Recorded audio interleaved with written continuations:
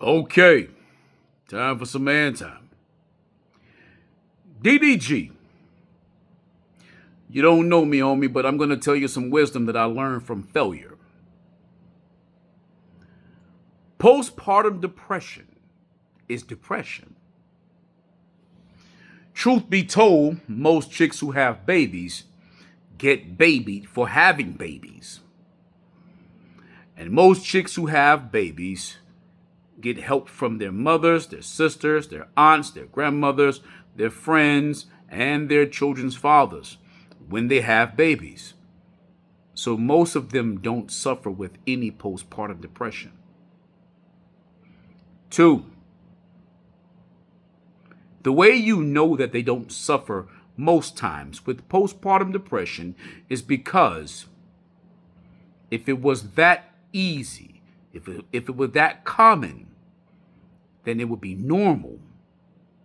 And if it was normal, whether it has a title or not, there would have been provisions put in place for women for centuries to prevent them from having any control, any responsibility, or any say-so while they're dealing with the normal occurrences of postpartum depression, aka of having children. You don't send chicks to work after they've given birth. This is because they get time off because they gave birth. So if postpartum depression was that common, that normal, they'd have time off from life. Next, the way you know that postpartum depression is not that common is because it's depression. And when people are depressed, especially if postpartum depression is seen to be a severe depression, people who are severely depressed aren't even happy when things are going their way.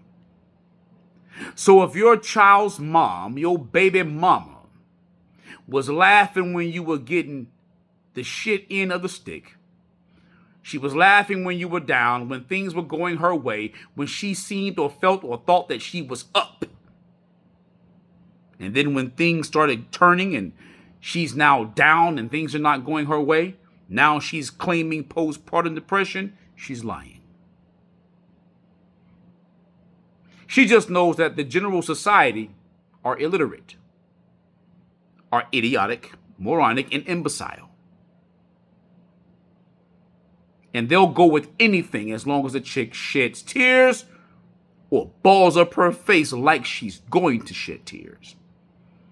For some strange reason, people lose all sense of truth at the sight of a female feeling down. My suggestions is to keep your foot on her neck.